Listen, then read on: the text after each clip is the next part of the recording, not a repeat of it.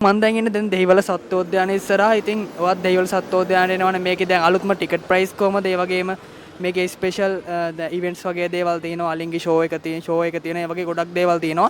ඒවා තියෙන දවස් මොනවද? ඒ වගේම තියෙන ටයිම් මොනවද? වගේ හැම දෙයක්ම මම මේ වීඩියෝ එකෙන් කතා කරනවා. අනිවාර්යෙන්ම සත්වෝද්‍යානයට එන්න බලාපොරොත්තු වෙනවා නම් අනිවාර්යෙන්ම මේ වීඩියෝ එක ගොඩක් වැදගත් වෙයි. එහෙනම් අපි සත්වෝද්‍යානයේ ඇතුළට ගිහිල්ලා ඊටු දේවල් කතා කරමු.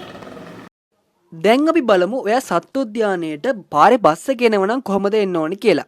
ඔය කොළඹ කොටුවට ඇවිල්ලා දෙහිවලට යන්න පුළුවන් බස් එක නගින්න බොහෝ විට පානදුර මොරටුව ඒ වගේ බස් එක නැගගොත් ඔයාට යන්න පුළුවන්.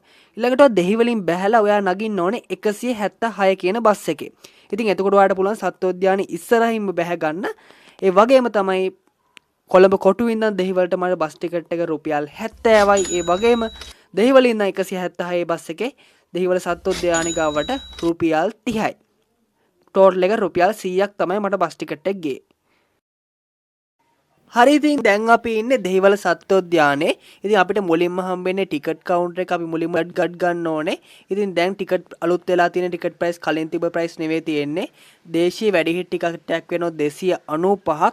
මට මේ ටිකට් එකට වුණා 295ක්. ඉතින් අනිත් ටිකට් ප්‍රයිස් ඔක්කොම මම පළලා ඩිස්ක්‍රිප්ෂන් එකේ දාන්නම්. හරි.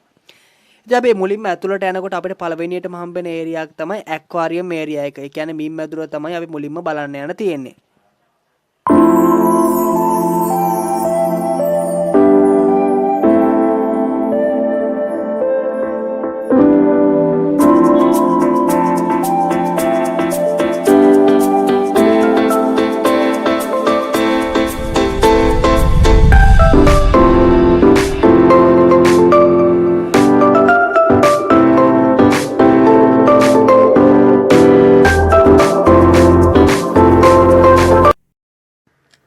දැන් තමයි මාළු ඉන්න ඒරියා එක ඇත්තටම පටන් ගන්නෙ.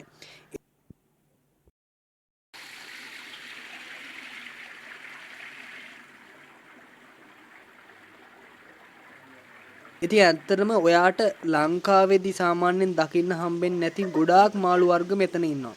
ඉතින් අප්‍රිකාවේ ඒ වගේම ඇමසන් වල ඉන්න මාළු වර්ග ඒ වගේම ගොඩාක් මාළු වර්ග ඉතින් මේකේ ඉන්නවා.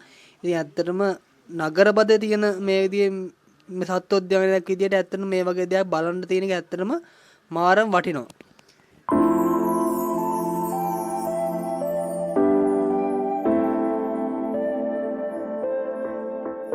ඉතින් මාළු වර්ග ගොඩාක් මෙතන ඉන්නවා. ඊට පස්සේ මාළු ඒරියා එකේ ඉවරුණාන් පස්සේ අපිට බලන්න තියෙන්නේ කුරුල්ලෝ ඉන්න ඒරියා එක තියෙනවා. වගේ ගොඩක් තැන් තියෙනවා. අපි ඉස්සරහට බලාගෙන යමු. ඉතින් ඔයා බලනවා ඇති මුහුදු සිංහෙක් මුලින් මේ ඉන්නවා. ඒකයි පෙන්වුවේ නැත්තේ කියලා. අපි යන දවසේ මුහුදු සිංහයා පේන්නේ හිටියේ නෑ. ඉතින් ඒක අපිට බලන්න ඕනේ නෑ ඒ නිසා. මේ ඉන්නේ පැස්බරා. මෙයාගේ නිජබිම අප්‍රිකාව. ඉතින් ලෝකේ විශාලතම බිත්තරේ දාන්නේ මේ පැස්බරා. මේ ඉන්නේ පැස්බරා.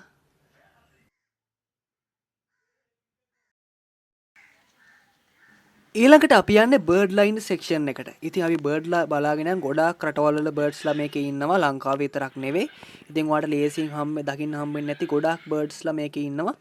ඉතින් අපි බර්ඩ්ස්ලා ටිකත් ඔහොම බලාගෙන යන්. ඒ වගේම සුවිශේෂී කරුණු ටිකක් තියෙනවාට මට කියන්න පොඩ්ඩක් ඔයා මේ ටික බලලා ඉවරනාන් පස්සේ මම ඒ දේ කියන්නම්.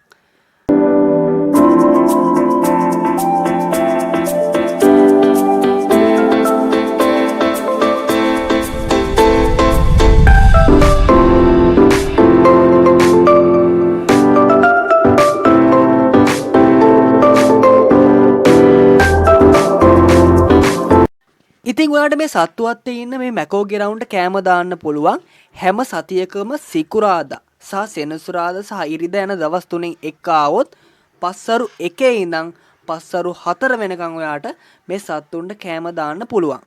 ඉතින් ඔයාට ඒ අවස්ථාව සලසා දීලා තියෙනවා සත්තුවත්තේ පාලන අධිකාරිය. ඔයාට පේන්නේ මේ බෝඩ් එක.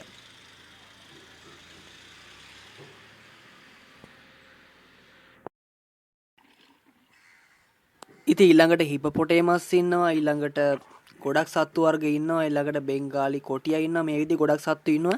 ඇත්තටම මම මේ වීඩියෝ එක ගෙන එකෙන් අරමුණ තමයි ඇත්තටම ඔයාලට සත්තු පෙන්වන එකටත් වඩා මේකේ තියෙන ඉවෙන්ට්ස් වගේ දේවල් ඔයාලට පැහැදිලි කරන එක, එතකොට තියෙන දවස් ටයිම් පැහැදිලි කරන එක. මොකද ඔයාලට එතකොට ආවොත් එහෙම අනිවාර්යෙන් මේ දවස්වල ආවොත් එහෙම ඔයාලට ගොඩක් ලොකු ප්‍රයෝජනයක් තියෙනවා මේකේ නිකන් එනවට වඩා. ඉතින් හැමෝම ගොඩක් අය සත්තුවත් ඇවිල්ලා තියෙනවා. හැබැයි ඔයාලට මේ තියෙන දවස් මේ ටයිම් වලට આવොත් එහෙම ගොඩක් දේවල් ඇත්තටම ඔයාලට බලන්න පුළුවන්. ඊළඟට අපි ගියේ ඇත්තු සහ අලි ඉන්න ඒරියා එකනේ. ඉතින් ඇත්තටම මෙයාලගේ වැඩ වෙන්නේ ෂෙඩියුල් එකකට. උදේ 8:00 ඉඳන් උදේ 11 වෙනකන් ඔයාලට ගියොත් ඔය බලන්න පුළුවන්. අලි ඇත්තු දියනානවා බලන්න පුළුවන්. ඊළඟට උදේ 11 ඉඳන් හවස 4 වෙනකම් මෙයාලා ඇත් ගාලේ ගිමන් හරිනවා. ඇත් ගාලේ තමයි ගාල් කරලා තියෙන්නේ. ඉතින් ඔයාලට එහෙම බලන්න පුළුවන්. ඔයා හවස 4:00 ටාගට් කරලා ගියොත් එහෙම හවස 4:00 මෙයාලගේ වැඩසටහනක් තියෙනවා. ඉතින් ඒ දේ බලන්න පුළුවන්. ඉතින් ඇත්තටම අලින්ට වැඩසටහන ඉදිරිපත් කරන වෙනම ස්ටේජ් එකක් හදලා තියෙනවා. ඉතින් ඇත්තට මට අද නම් අලින්ගේ වැඩසටහන බලන්න වෙන්නේ නැහැ. මොකද තව තැන් කිහිපයකට යන්න තියෙන නිසා. ඉතින් ඔයාලට පුළුවන් ඒ වැඩසටහන බලන්න අවශ්‍ය නැහැ. හැමදාම හවස 4:00ට මේක පෙන්නනවා. ඉතින් ඔයාලට පුළුවන් මේ දේවල් බලන්න එන්න. හවස 4:00. ඉතින් මේ අලින්ගේ තියෙන ෂෙඩියුල් එක මම අනිවාර්යෙන් ඩිස්ක්‍රිප්ෂන් එකේ දාන්නම්. ඔයාලට පුළුවන් එතකොට ඔයාලට ඒ දේවල් අවශ්‍ය දේවල් බලන්න ඕන නම් ඒ ටයිම් එකට ඇවිල්ලා ඒ දේවල් බලන්න. මේ ඉන්නේ අප්‍රිකානු සිංහයා.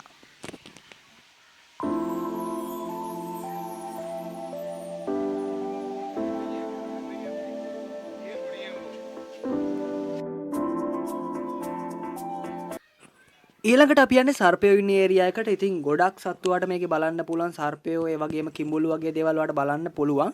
ඉතින් ඇත්තටම මම මේකෙන් සම්පූර්ණ සත්තුවත්තම් පෙන්නන්නේ නැහැ. මොකද ඔයාලට එහෙම මේ වීඩියෝ කම්මැලි වෙනවා නැත්නම් බෝරින් වෙන ගතියක් එන හින්දා මම සාමාන්‍යයෙන් ටිකක් පෙන්නන්නම්. ඉතින් ඊළඟට අපි යන තියෙන්නේ ඇමසන් වනාන්තරයේ ඉන්න ඇනකොන්ඩා වගේ ගොඩක් සත්තු මේකෙදි අපිට බලන්න පුළුවන්. ඉතින් ඔයාලට පුළුවන් මේ දේවල් බලන්න. ඉතින් ඇත්තටම අධ්‍යාපනික වශයෙන් ගත්තොත් ඇත්තටම මේකේ ඇත්තටම ගොඩක්ම වටිනවා ළමයින්ට. මොකද මේකේ ඉන්න සත්තු වර්ග එහෙම ගොඩක් දේවල් ඇත්තටම බලන්න පුළුවන් හින්දා